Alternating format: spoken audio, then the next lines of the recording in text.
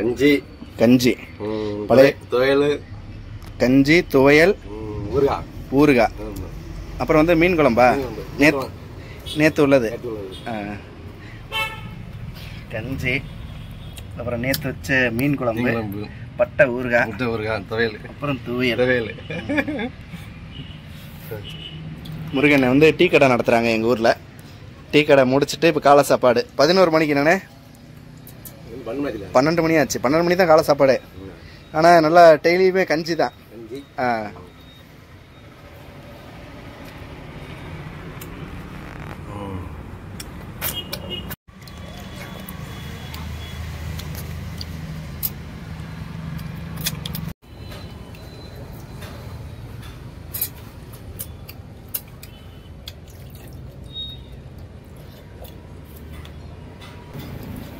தூக்குச்சட்டியில கஞ்சி